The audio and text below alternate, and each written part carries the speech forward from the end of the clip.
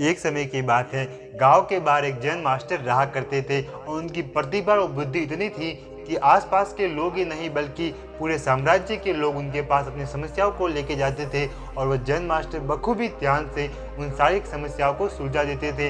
इनकी प्रतिभा का इतना ज़्यादा बखान होने के कारण एक दिन राजा के सेनापति ने निश्चय किया कि वह अपने कुछ प्रश्नों को लेकर एक बार उस जैन मास्टर मिलेंगे और साथ ही अपने प्रश्नों के जवाब भी जैन मास्टर से लेंगे। इन्हीं सिलसिले में एक दिन फिर जैन मास्टर के पास सेनापति पहुंचे और उन्होंने अपनी बातों में ही प्रश्न कहना शुरू किया। उनका पहला प्रश्न था कि आप मुझे बता सकते हैं कि वास्तव में स्वर्ग और नर्क होता है या नहीं होता है, या ये सिर्फ मानव को डराने की साजिश होती है। अक्सर मैंने सुना है कि स्वर्ग में ये होता है, नर्क में ये होता है, लेकिन वास्तव में मुझे भरोसा नहीं है कि वास्तव में ये होता है नहीं होता है, क्योंकि मरने के बाद तो किसी ने भी नहीं देखा है कि स्वर्ग क्या है और नर्क क्या है। फिर जैन मास्टर ने सेनापति की ओर देखते हुए कहा कि ठीक है, मैं आपको प्रश्न का जवाब दूंगा, तो पहले मुझे आप ये बताओ कि आप वास्तव में पेशे से करते क्या हो। तो उसने गर्व से कहा कि मैं सेनापति हूँ। फिर जैन मास्टर ने कहा कि तुम शकल से तो सेनापति नहीं दिखते हो, किस मूर्ख ने तुम्हें सेनापति बना दिया। यह सुनते ही अब सेनापति आग बबूला हो गया।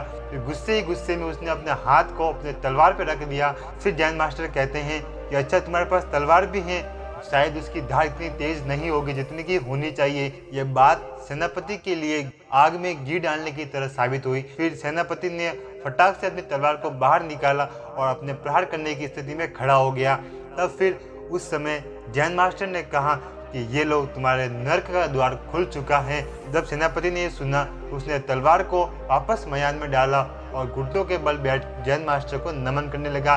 फिर जैन मास्टर ने आगे कहा कि जब भी किसी व्यक्ति को गुस्सा आ जाता है तो तुम मान लो कि उसके नर्क के द्वार खुल चुके हैं, क्योंकि गुस्से में वह कभी भी सही डिसीजन नहीं ले सकता। क्योंकि अगर कोई व्यक्ति गुस्से में है तो वह निश्चित ही एक ऐसी मनोबली की स्थिति में है जहाँ पर उसके बुद्धि का उस पर कोई भी कंट्रोल नहीं है, और जिसकी वजह से वो जो भी फैसला लेगा उसको फ्यूचर में उससे कहीं ना कहीं मुश्किलें होने वाली हैं। ये सब बात जब जैन मास्टर ने सेनापति से कही तो वो समझ गया। फिर जब सेनापति खड़ा हुआ तो उसने कहा कि हाँ, अब मेरे स्वर्ग के द्वार खुल चुके हैं। फिर जैन मास्टर कहते हैं कि वास्तव में मैं भी नहीं जानता कि स्वर्ग या नर्क मरने के बाद होते हैं, लेकिन मैं इतना तो जानता हूँ कि स्वर्ग और नर्क इंसान को इसी जन्म में भुगतने पड़ते हैं, उसको किसी अन्य जन्म के लिए इंतजार करना नहीं पड़ता है। अगर तुम अच्छे कर्म करते हो तो भगवान तुम्हारे मेहनत का फल जरूर देते हैं और तुम्हारे साथ अच्छा जरूर करते हैं, और अगर तुम किसी के लिए अच्छा भी कर रहे होगा उसका बुरा हो जाता है तो भगवान तुम्हारे उस काम के पीछे छुपे हुए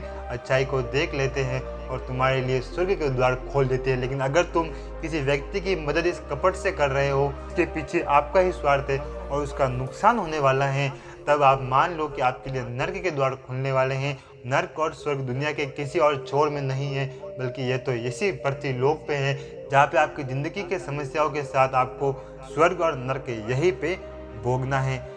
आई होप आपने भी जाना होगा कि मृत्यु के बाद मिलते हैं या नहीं, लेकिन हम इतना जरूर जानते हैं और बहुत सारी बुकों में भी लिखा हुआ है कि इंसान को स्वर्ग और नर्क और कहीं नहीं बल्कि इसी मृत्यु लोक में भुगत के जाना पड़ता है।